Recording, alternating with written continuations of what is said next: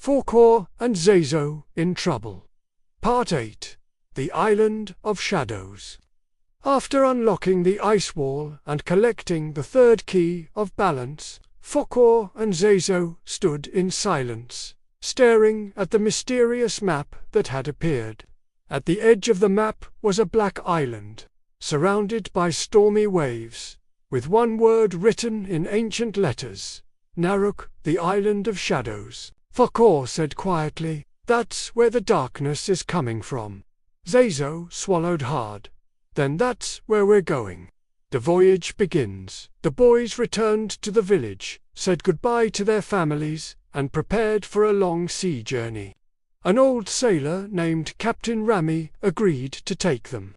As they set sail, the skies were calm, but the closer they got to Narok, the darker the sea became. Strange clouds swirled overhead. The compass shook in Fakour's hand, glowing a deep red.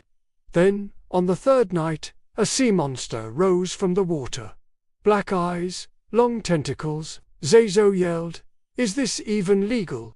Fakour held out the 3 keys. They lit up with a blinding light.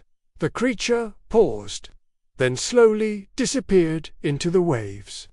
Captain Rami stared in awe. "Whatever you boys are carrying, it's powerful."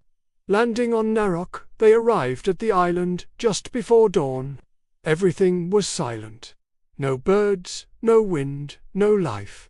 The trees were black. The sky above the island was always grey. In the center stood a towering dark fortress surrounded by shadow.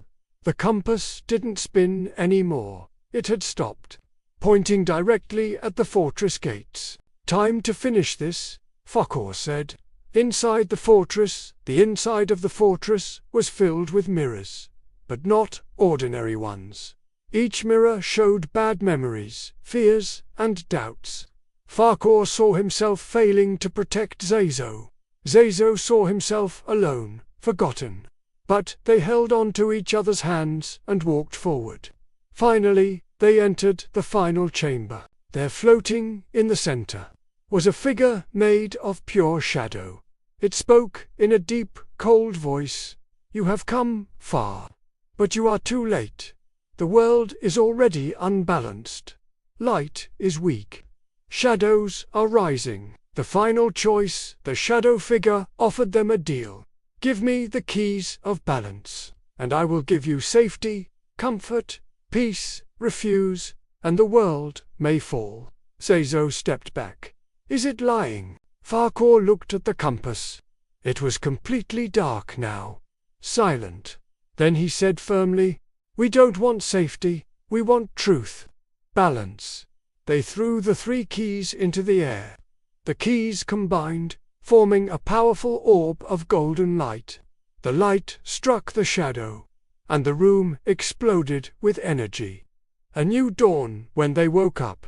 The fortress was gone. The island was green. Birds were singing. Light had returned. Captain Rummy's boat was waiting on the shore. The compass was glowing again, but this time it pointed home. The end. Back in the village, the old man welcomed them.